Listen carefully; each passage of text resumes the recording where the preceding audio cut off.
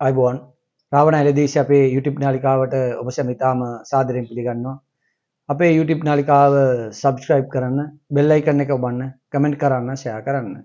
අද අපේ මාතෘකාව බවට පත් වෙන්නේ රනිල් වික්‍රමසිංහගේ දේශපාලන පරිණතභාවය, ඒ වගේම සජිත් ප්‍රේමදාසගේ දේශපාලන පරිණතභාවය සහ අනුර කුමාරගේ දේශපාලන ලදරු බව තමයි අද අපේ මාතෘකාව බවට පත් වෙන්නේ. අපි දැක්කා මේ දවස් ටිකේම 22 වන ආණ්ඩුක්‍රම ව්‍යවස්ථා සංශෝධනයේදී රනිල් වික්‍රමසිංහ සහ සජිත් ප්‍රේමදාස මේ රටේ මිනිස්සු අවුස්සන්නේ නැතුව මේ රටේ නායක හිමිපාණන් අවුස්සන්නේ නැතුව ඔවුන් ඒ ප්‍රශ්නේ දිහා ඉතාමත් බුද්ධිමත්ම ඔවුන් ඒ ප්‍රශ්නේ විසඳන ආකාරය අපි දැක්කා. නමුත් අපි දැක්කා ඒ අතර අනුර කුමාර දිසානායක ප්‍රමුඛ මේ අලි බබාසා හොරු සෙට් එක ඇසිරෙන විදිහ අපි දැක්කා. කිසිම විනයක් නැතුව අර පෙර අපි දැක්ක විදියට අවුරුදු 76ක් අපි දැක්ක විදියට මිනිසුන්ට දිවේශ සාගත ප්‍රකාශ නිකුත් කර ගනිමින් තමා මේ හැම දෙයක්ම දන්නේ වගේ අදහස් ප්‍රකාශ කර ගනිමින් ඔවුන් ඇසිරෙන විදිහ දකිද්දී අපිට තනවා මේ දේශපාලනයේදී මොවුන් ඇයි බලයට මේ රටේ ජනතාව ගෙනාව කියලා අපිට ප්‍රශ්න කරන්න සිද්ධ වෙනවා. ඒ වගේම අනුර කුමාර දිසානායක මේ ළඟදී අපි දැක්කා කතාවකදී අනුර කුමාර කියනවා මම ආවේ මේ පුටුවේ ඉඳගන්න නෙවෙයි කියලා අනුර කුමාර කියනවා. අනුර කුමාර ඒ කතාව කියන එක ගැන අපිට අනුර කුමාර ගැන ලැජ්ජා හිතෙනවා. හේතුව තමයි අනුර කුමාර කිව්වා, අනුර කුමාර දැඟලුවා, අනුර කුමාර පොළවේ පස් කෑවා. ඒ මොනකටද දන්නවද පස් කෑවේ? විධායක ජනාධිපති ධූරය අවශ්‍ය කරනවා කියලා තමයි අනුර කුමාර පොළවේ පස් කෑවේ. ඒ පස් කාපු අනුර කුමාර අද ඇවිල්ලා අවුරුදු 2කට කිට්ටු වෙන්න එනවා ජනාධිපති ධූරය හොබවනවා. තාම මේ විධායකේ අයින් කරනවා කියන තැන නැහැ. ඒකල අනුර කුමාර මේ රටේ ජනතාව ආයෙ රවට්ටනවා. මම මේ පුටුවේ ඉන්න නෙවෙයි ආවේ කියලා නෑ. කවුරුත් ඇවිල්ලා ප්‍රජාතන්ත්‍රවාදී විව්වේ තුල බලයට පත් වුණාට පස්සේ කිසිම කෙනෙක් ඒ පුටුවේ ඉන්න බෑ. ඔවුන්ට අවුරුදු 5යි නැත්නම් 10යි. ඔව් අනිවාර්යයෙන්ම විධායක පුටුවෙන් යන්න ඕනේ. ඒ ඡන්දයකට මොන දුන්නාට පස්සේ ඌ පරාද වුණොත් අවුරුදු 5න් යන්න ඕනේ. සමහරවිට ජනතාව ප්‍රකෝප වෙලා ජනතාවට පාරට බැස්සොත් එහෙම ගෝඨාභයට වගේ අවුරුදු 1.5 දෙකකින් ඌට යන්න සිද්ධ වෙනවා. ඒක තමයි මේ ඇත්ත කතාව. නමුත් ඔව් පුටුවේ ඉන්න ආසාවට කියනවා ජනතාව රවට්ටන්න කියනවා මම මේ පුටුවට ආවේ මේ පුටුව දාලා යන්න මං ආවේ මට මේ පුටුවේ කිසි වැඩක් නැහැ කියලා ඌ කියනවා. ඒ කියන එකෙන් ඌ නොකිය කියන්නේ මම මේ පුටුවේ ඉන්න ආසයි කියන එක තමයි කියන්නේ. ඒ කතාව තමයි ඌට දැන් ඌටම පාරවලල්ලක් වෙලා තියෙනවා. ඌ විධායකේ ඇවිල්ලා සතියෙන් විධායකය අයින් කරනවා. කො අනුර කුමාර විධායක ජනාධිපති ධූරය අවශ්‍ය කරන්නේ නැහැ. මේ 22 වෙනි ආණ්ඩුක්‍රම ව්‍යවස්ථා සංශෝධනයෙන් ඔවුන් බලාපොරොත්තු වෙන්නේ වෙන මොනවත්ම නෙවෙයි බලාපොරොත්තු වෙන්නේ. ඔවුන්ට ඕනේ මේ ඒකාධිපති ස්වරූපයට මේ රට ගෙනිලා ඔවුන්ට ඒකාධිපති පාලනයක් ගෙනියන්න. ඒ වගේම ඔවුන්ට මේ විධායකයේ තුල මේ ජනාධිපති ධූරය ඔවුන් මැරෙනකල් බලයේ තියාගන්න තමයි ඔවුන් උත්සාහ කරන්නේ. අපි දකිනවා සමාජවාදී රටවල් බොහෝ රටවල් වල තමන් ඒ ජනාධිපති ධූරයෙන් අවුරුදු 20 වුන් ඉන්නවා. ජනතාව කැරලි ගාලා ජනතාව එළවන කල් වුන් ඉන්නවා. මේ ජනතා විමුක්ති පෙරමුණ මේ මාලිමා ආණ්ඩුවත් ඇවිල්ලා සමාජවාදී පක්ෂයක් ඒ වගේම ප්‍රජාතන්ත්‍රවාදී විදිහට බලයට ආවට මොන්ගේ මේ සමාජවාදී ඒ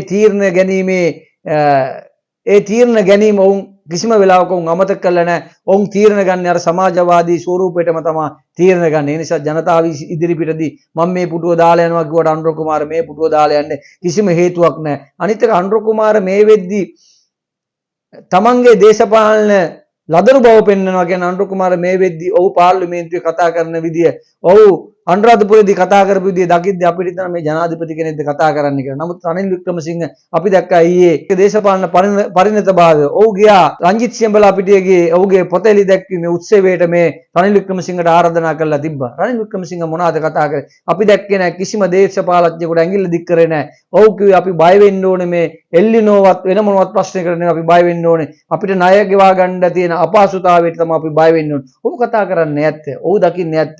ඔහු මේ දේශපාලනයේ මේ රටේ අභිවෘද්ධියට වැඩ කරපු මිනිස්සෙක්. ඔහු දකිනවා දේශපාලනයේ ගොඩාක් දුර ඔහු දකිනවා. ඔහුගේ දුර තමයි ඔහු මේ කතා කරන්නේ. අපිට හේතු සාධක ඕන තරම් තියෙනවා. චන්ද්‍රිකාගේ කාලේ භාණ්ඩාගාරය ඉස්සුණා. නමුත් රනිල් වික්‍රමසිංහ තමන් බලයට කෑදරකමක් පෙන්වන්න නැතුව චන්ද්‍රිකාවේ එතන තියලා රනිල් වික්‍රමසිංහ මොනවද කරේ? රනිල් වික්‍රමසිංහ මේ රට ආර්ථිකය ගොඩ දැමීමට උත්සාහ කරා. ඒ වගේම තමයි ගෝඨාභය කාලේ රට බාරගත්තට පස්සේ ඔහු ජනාධිපති වෙලා මේ රටේ මිනිසුන්ට කණ්ඩ හාල් ටිකක් තිබ්බේ නැහැ. තෙල් ටිකක් තිබ්බේ නැහැ. ඒ කිසිම දෙයක් නැති කාලෙක මේ රටට ඇවිල්ලා භාණ්ඩාගාරයේ බිලියන 6.5 දක්වා දික් කරලා මේ රට බංකොලොත් භාවයේ මුදාගෙන මේ රටේ යෂ්ටිය බාර දීලා ගියේ අනුර කුමාර දිසානායකට මේ රට බාර දීලා ගියේ මේ රටේ තිබ්බේ දුප්පත්කම මේ රටේ බංකොලොත් භාවයෙන් මුදවලා තම රනිල් වික්‍රමසිංහ බාර දීලා ගියා. රනිල් වික්‍රමසිංහ කියනවා මම මේ රටට ආවට පස්සේ මම IMF එක ගැන විශ්වාසය තිබ්බේ නැහැ. නමුත් විශ්වාසය කෙරුවෙත් නැහැ. නමුත් මේ රටේ මිනිසුන්ගෙන් සල්ලි වලින්ම තමයි මම මේ රට ගොඩ දැම්මේ. ඒ ගොඩ දාලා IMF එකෙන් මම උදව් ගත්තා මේ රටේ යම් කිසි තැනක හිර වුණොත් මට IMF එකෙන් උදව් අරගෙන මේ රටේ මිනිසුන්ට සුබදායි පරිසරයක් ජීවත් වෙන්න පුළුවන් පරිසරයක් හදන්න ඕනේ කියලා තමයි රනිල් වික්‍රමසිංහ කිව්වේ. දැන් බය වුණා. ඔන්න රනිල් වික්‍රමසිංහ එක දවසයි ස්ටේජ් එකට දැක්කේ. ඔන්න සිරස පටන් ගත්ත රනිල් වික්‍රමසිංහට නැති වෙන්න ගන්න. මේ වෙද්දි රනිල් වික්‍රමසිංහ කියන දේ මේ රටේ මිනිස්සු තේරුම් ගන්න. මේ රටේ මිනිස්සු දන්නවා රනිල් වික්‍රමසිංහ මොනවද කතා කරන්නේ. රනිල් වික්‍රමසිංහ අපි දැක්කේ නෑ අනුර කුමාරට ඇඟිල්ල දික් කරනවා අපි දැක්කේ නෑ. හැබැයි රනිල් වික්‍රමසිංහ කිව්වේ මේ රටේ ආර්ථිකය ගැන තමයි රනිල් වික්‍රමසිංහ කතා කරේ. රනිල් වික්‍රමසිංහ කියනවා අපිට ඊළඟට තුන්වෙනි යුද්ධයක් එනවා. ඒ යුද්ධේ බඩගින්න ගැන යුද්ධේ තමා මේ රනිල් වික්‍රමසිංහ කතා කරන්නේ. ඒ කතා කරන්නේ මේ රටේ මිනිසුන්ට ඔව් ආදරය කරන නිසා තමයි රනිල් වික්‍රමසිංහ කතා කරන්නේ. මේ 22 වෙනි ව්‍යවස්ථා සංශෝධනය මොකද්ද මේ කරන්න මේකට බලාපොරොත්තු වෙන්නේ? මොවුන්ට ඕනේ ඩයස්පෝරාවට ඕනේ විදිහට වැඩ කරන්න. ඒක ඒ වගේම තමයි ඒකාධිපති ස්වරූපයට යන්න තමයි වුමනාව තියෙන්නේ. මොවුන් උත්සාහ කරනවා පළාත් 9කට ව්‍යාජනාධිකරණ 9ක් පිහිටවලා පළාත් 9කට එක බෙදන්න උත්සාහ කරනවා. මේකෙන් විශාල අනතුරක් වෙනවා. ඒ අනතුර වෙන්නේ මොනවටත් නෙවෙයි මේ ඒකීය රාජ්‍ය දෙකට බෙදෙනවා. අනිවාර්යයෙන්ම දෙකට බෙදෙනවා. ඒ වගේම තමයි පළාත් සභාවට මේ බලය දුන්නට පස්සේ අභියාචනාධිකරණය මොම් පළාත් සභාව හරහා මුන් ඉල්ලුවොත් එම අපේ ප්‍රශ්න අපි විසඳ ගන්නම් කියලා. එදාට අපි ගන්න තීරණය මොකද්ද වෙන්නේ? අනිවාර්යයෙන්ම මේ රට දෙකට කැඩෙනවා. මේ පෙඩරල් ක්‍රමයට අපි යෑමට සිද්ධ වෙනවා. ඊට පස්සේ මොකද්ද වෙන්නේ? සංධීය පෙඩරල් රාජ්‍ය බවට අනිවාර්යයෙන්ම පත් වෙනවා. ඒ නිසා මේ රටේ ජනතාව ඊටාම සීබුද්ධියෙන් වැඩ කරන්න ඕනේ. මේ වෙද්දී මේ රටේ දකුණේ ප්‍රශ්න නැහැ. දකුණේ ජාතිවාදය නැහැ. තනිකර උතුරේ ජාතිවාදයේ තියෙන අපි දැක්කා ඊයේ පෙරේදා මේ ආණ්ඩුවට කොන්දපණ නැති ජනාධිපතිවරයෙක් එන්නේ. කොන්දපණ නැති ඇමතිලා ඉන්නේ. දැනුමක් නැති ඇමතිලා ඉන්නේ. ඊයේ පෙරේදා අපි දැක්කා පත් කරනවා ටුවරිස්ට් බෝඩ් එකේ සභාපති කෙනෙක් පත් කරනවා. කවුද පත් කරන්නේ? නිකන් ගොවියෙක් පත් කරන්නේ. ගයිඩ් කෙනෙක් පත් කරන්නේ. මේ ලංකාවේ ඉන්න මේ ලෝකයේ ඉන්න මේ ආයෝජකයෝ ගේන 5 star 7 star හොටල් හදන මිනිසුන්ට උපදෙස් දෙන්න පත් කරන්නේ කවුද? ඒකෙන් අපිට තේරෙනවා මේ ආණ්ඩුවට දැක්මක් නැහැ, ගමනක් නැහැ. අපි දැක්කා ඊයේ පෙරේදා කල්මුනේ ස්පිතාලයකට නර්ස්ලා 7 දෙනෙක්ගේ පත්වීම ලැබෙනවා. එතකොට මේ ඉජාබේ පිළිබඳව ලොකු කතන්දරයක් එතනදී ඇදෙනවා. නමුත් මේ රටේ තමන්ගේ පෞද්ගලික ආගම් හැදෙයිල්ල වෙනම තියාගන්න ඕනේ. ඒ වගේම මේ සමාජයේ ජීවත් වෙද්දී ඒක වෙනම තියාගන්න ඕනේ. මේ හැම දෙයකටම මේ ආගම අදලා දාගත්තාම මේ ලෝකේ දුවන්නේ මේ රටවල් දුවන්නේ. ඒ වගේම තමයි සෞඛ්‍ය ඇමතිට ඒ වගේම ජනාධිපතිතුමාට ඕක කතා කරන්න පුළුවන්. කිසිම වෙලාවක කිසිම අවස්ථාවක ගැන කතා කරන්න. ඒ කියන්නේ මොවුන්ට ඕනේ මේ රටේ මිනිස්සු අතර කොහොලාලයක් ඇති කරලා බලය තියාගන්න තමයි මොවුන් හැම වෙලේම උත්සාහ කරන්නේ. මම දැක්කා අද නගර සභාවේ නබිතුමාගේ මොකද්ද උත්සවයක් දවස් 10ක්ද 12ක්ද සමරනවලු. ඒකටත් අවසරය දීලා. හැබැයි ජාතික උත්සව ඒ වගේම පෙරහැලක් කරන්න ගියපම තමයි මේ ආණ්ඩුවට විශාල ප්‍රශ්න තියෙන්නේ. ඒ කියන්නේ මහ ජාතියට කොච්චර අදට්ටම් කරත් කමන්නේ සුළු ජාතියට Tamanට ඕන විදිහට මේ රටේ ජීවත් වෙන්න පුළුවන්. ඒකට කියන්නේ කොන්දපණ නැතිකම කියන්නේ. මම නම් කියන්නේ මේ රටේ ඉන්න පාලකයන්ට කොන්දපණ නැහැ කියලා තමයි කියන්නේ. ඒ වගේම ඔවුන් උත්සාහ කරා දළදා වහන්සේගේ පෙරහැලට විවිධ විදිහට අකුල් වෙලා විවිධ මාට්ටු දාලා මේක යම් කිසි දුරට නවත්තන්න ඔවුන් උත්සාහ කරා. නමුත් ඊයේ පළවෙනි කුඹල් පෙරහැලට මං හිතන්නේ ඉතිහාසය ගත වෙනවා ඒ ආපු සෙනග. ඒ ආවේ මොනවත් මේ ජනතාව පෙන්නනවා මේ රටේ ඉන්න පාලකයන්ට උඹලා මොන දේවල් මොන ප්‍රශ්න දැම්මත් අපේ ලේවල තියෙන්නේ මේ සංස්කෘතික මංගල්‍ය අපේ ලේවල තියෙනවා. ඒක තමයි ඊයේ ජනතාව නොකියා පෙන්නුවේ මේ ආණ්ඩුවට ඒ ආපු සෙනගත් එක්කම් පෙන්නවා. උඹලා මොන දේ කරත් අපි තාම අපේ සංස්කෘතිය අපි රැකගන්න උත්සාහ කරනවා කියලා මේ ආණ්ඩුවට පෙන්වනවා. ඒ නිසා මේ ආණ්ඩුව බොහොම කල්පනාවෙන් ඉදිරි අඩිය තියන්න ඕනේ. හේතුව තමයි ජනතාව කුපිත වුණොත් මේ ආණ්ඩුවට වෙන්නේ ගෝඨාභයට වෙච්ච දේ නෙවෙයි වෙන්නේ. මොවුන් පෙන්නනවා පළවෙනියට අපි දැක්කා මොවුන්ගේ සමීක්ෂණ වාර්තා වලින් අපිට 175ක් අනුර කුමාරට තියෙනවා කියලා. 146ක් ගත්ත මිනිස්සයාගේ කොහොමද 175ක් එන්නේ? මේ රටේ ගමට ගිහිල්ලා බලන්න, කඩපිලට ගිහිල්ලා කතා කරන්න, නගරයට ඇවිල්ලා කතා කරන්න, බස් හෝල්ට් එකේ කතා කරන්න, බස් එකේ කතා කරන්න, ඉස්කෝලේ කතා කරන්න, රාජ්‍ය ආයතන වල ගිහිල්ලා කතා කරන්න, නගර සභාවේ ගිහිල්ලා කතා කරන්න. බලන්න මේ වෙද්දී මේ ආණ්ඩුව තියෙන ප්‍රතිශතය කීයද කියලා. මං හිතන්නේ 100%ටත් වැඩිය අඩු ප්‍රතිශතයක් තමයි තියෙන්නේ.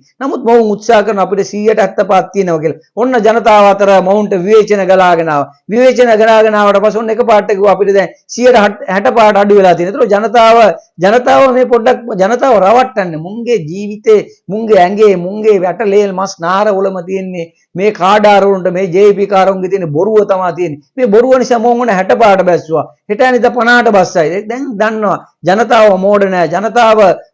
ජනතාවගේ කතා කරන දේවල් මේ ආණ්ඩුවට යනවා. බුද්ධ්‍යංශරා මේ ආණ්ඩුවට යනවා. මේ සංගීත් ජයසේකර කියන මහත්තයා කියනවා අක්කර 49ක් ඵලයේ කැලේ LTT යුද කඳවුරක් හදනවා කියලා. එතකොට මේ යුද කඳවුර හදනවා කිව්වට පස්සේ අපි අනිවාර්යයෙන්ම පණවිඩ කරුවට වෙඩි තියන්නේ නැහනේ. කිසිම දවසක ලෝකේ කිසිම තැනක පණවිඩ කරුවට වෙඩි තියන්නේ නැහැ. නමුත් මේ ආණ්ඩුව කරන්නේ පණවිඩ කරුවට වෙඩි තියන එක තමයි කරන්නේ. ඕන් කියනවා ඕන් ගත්ත ගමන් මොනවද කිව්වේ? නෑ එහෙම කිසිම ප්‍රශ්නයක් නෑ. අපි බැලුවා එහෙම කිසිම දෙයක් වෙන්නේ නැහැ. නමුත් මේ වෙද්දි ජාතික ආරක්ෂාව පිළිබඳව මේ ආණ්ඩුව අරන් තියෙන තීරණ මොනවාද?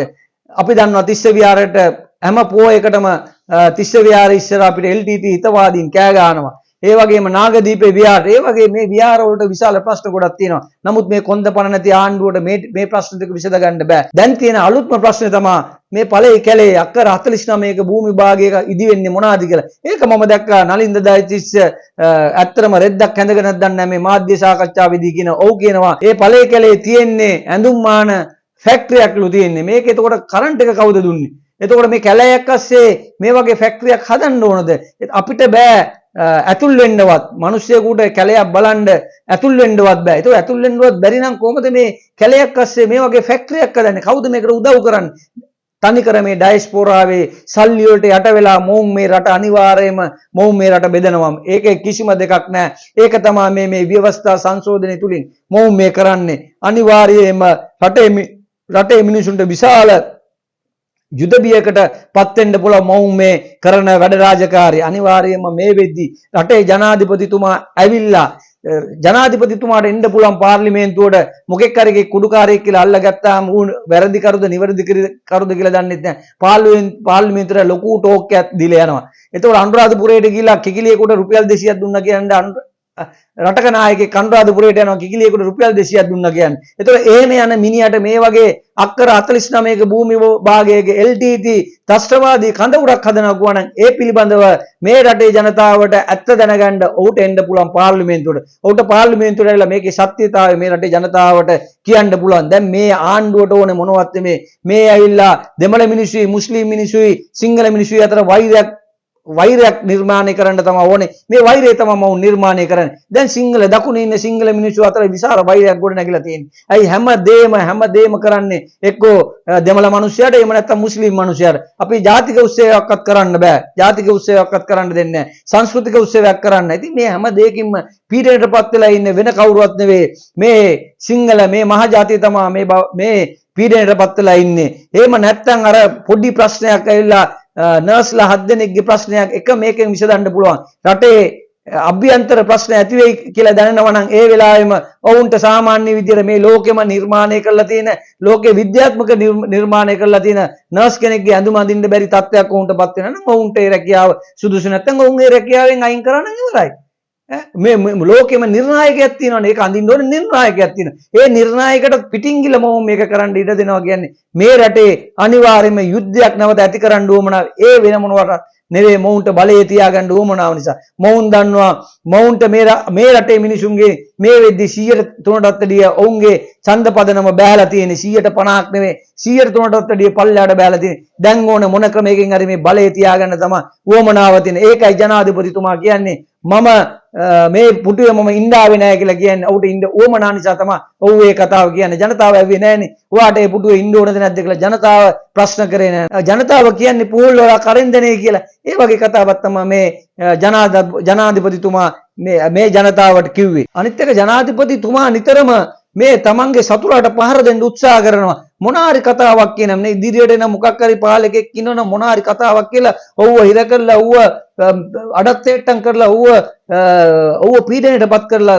රටේ ජනතාවට කියන මේ හොරෙක් ඒ කියන්නේ සතුරාට පහර දෙන්න උත්සාහ කරාට මේ රටේ ආර්ථිකය හදන්න උත්සාහ කරන්න. ඒකයි රනිල් වික්‍රමසිංහ කිව්වේ මං ආවට පස්සේ මං කිසිම කෙනෙකුට මං නඩුවක් දානවා කියලා මම කිව්වේ නෑ. මට උවමනාවක් තිබ්බේ මේ රටේ ආර්ථිකය ගොඩ දාලා මේ රටේ මිනිස්සු සුඛිත මුදිත ජාතියක් බවට පත් කරන්න උවමනයි කියලා තමයි රනිල් වික්‍රමසිංහ කිව්වේ. අපිට තේරෙනවාද මේ වගේ මේ දෙගොල්ල තුන්ගොල්ලොන්ගේ වෙනස ඒ වගේම තමයි සජිත් ප්‍රේමදාස පාර්ලිමේන්තුව තුල ඇසිරෙන විදිය. ඔව් මේ රටේ මිනිස්සු පාට දාලා මිනිස්සුව භීෂණයක් ඇති කරන්න ඔව් කිසිම වෙලාවක උත්සාහ කරන ඔව් නියම පරිණත දේශපාලනඥයෙක් විදියට ඔව් ඇසිරෙන ඔව් මේ රටේ මිනිසුන්ට ආදරෙයි. මේ රටේ මිනිසුන්ට ඔව් එච්චර ආදරෙයි. ඒ නිසා තමයි ඔව් තාම උත්සාහ නෙකරුවේ මේ රටේ මිනිස්සු පාට දාන්න. නැත්තම් සජිත් ප්‍රේමදාසට මේ වෙද්දි මේ රටේ තියෙන ආපදාත් එක්ක මේ රටේ ගොවියට වෙන අසාධාරණයත් එක්ක මේ රටේ මිනිසුන්ට කණ්ඩ නැතිකමත් එක්ක මේ හැම ශේෂ්ත්‍රයක්ම කඩා වැටීමත් එක්ක සජිත් ප්‍රේමදාසට පුළුවන් මේ වෙද්දි මේ රට ලේ විලක් බවට පත් කරන්න. නමුත් කිසිම අවස්ථාවක සජිත් ප්‍රේමදාසගේ පරිණත දේශපාලන භාවිතය අපි දකින්න කිසිම වෙලාවක උත්සාහ කරන්න පාර්ලිමේන්තුවේදී කතා කරනවා. ඔව් අදත් පාර්ලිමේන්තුවේදී කියන කතාවක් තමයි නීතිඥවරුන්ට පාර්ලිමේන්තුවට ඇවිල්ලා මේ පිළිබඳව ප්‍රශ්න කරන්න කියලා කියනවා. අනිත් එක තමයි අපි දකිනවා මේ ආණ්ඩුව කරගත්ත මේ 22 වෙනි ව්‍යවස්ථා සංශෝධනයේදී අපි දකිනවා මේ ආණ්ඩුව කරගත්ත වරදක් අපි දකිනවා. ඒ මොනවද මේ ඔවුන් ඇවිල්ලා කම්ප්ලේන් කරේ එංගලන්තයට තමයි කරේ. නමුත් ඔවුන්ට කරන්න තිබේ අසල්වැසි ඉන්දියාවට සහ ඇමරිකාවට කරා නම් මේ ප්‍රශ්නේ මීට වැඩි ඉර වෙනවා මේ ආණ්ඩුව. නමුත් ඔවුන් ඒක කරේ නැහැ. ඒක තමයි මේ 22 වෙනි ආණ්ඩුක්‍රම ව්‍යවස්ථා සංශෝධනයේදී මේ විපක්ෂය කරගත්ත ප්‍රධාන වරද ඒක තමයි. ඒ වගේම අපි දකිනවා ලංකා ආණ්ඩුව ආරාධනා කරනවා මේ ලංකාවෙන් ඉන්දියාවට ගොපු ඉන්දියාවේ සරණාගතයන්ට මේ ආණ්ඩුව මේ රටට එන්න කියලා ආරාධනා කරනවා. නමුත් මං හිතන්නේ මේ මෝඩි මේ හදන විදියත් එක්කන් මෝඩි ඉන්දියාව හදලා තියෙන විදියත් එක්කන් ඒ රටේ මිනිසුන්ට ජීවත් වෙන්න තියෙන පාසුකමුත් එක්කන් මං හිතන්නේ මේ රටෙන් ගිහපු සරණාගතයෝ මේ රටට එයි කියලා මම කියන්නේ. නමුත් මේ ආණ්ඩුවට කරන්න ඕන එක නෙවෙයි. යාපනයේ ජීවත් වුණා සිංහල මිනිස්සු. යාපනයේ සිංහල ඉස්කෝල තිබ්බා. ඒ වගේම යාපනයේ පන්සල් තියෙනවා. ආරාධනා කරන්න ඕනේ සාජීවණයෙන් ජීවත් වෙනවා නම් මේ රටේ ජීවත් වෙන සිංහල මිනිසුන්ට ආරාධනා කරන්න ඕනේ. යාපනය කියන්නේ මේ ඒකීය රටක් තුල ජීවත් වෙන්න උඹලා යාපනයට වරෙල්ලා කියලා මේ රටේ මිනිසුන්ට ආරාධනා කරනවා. නමුත් කරන්නේ මොකද්ද? ඉන්දියාවේ ඉන්න සරණාගතයන්ට ආරාධනා කරනවා. ඒකෙන් අපිට තේරෙනවා මේ ආණ්ඩුව උත්සාහ කරන්නේ ඩයස්පෝරාවට ඕන විදියට වැඩ කරන්න ඔවුන්ගෙන් සල්ලි වලට යැපිලා මේ රට පෙඩරල් ක්‍රමයට ගිහිල්ලා මේ රට බෙදන්න උවමනාවක් තියෙනවා කියමින් අද අපි අපේ වැඩසටහන මෙතනින් අවසන් කරනවා. තවත් අලුත් වැඩසටහනකින් ඔබ තමුන් වහන්සේලා හමු වෙන බලාපොරොත්තු වෙමින් ආයිබෝවන් තෙරුවන් සරණයි.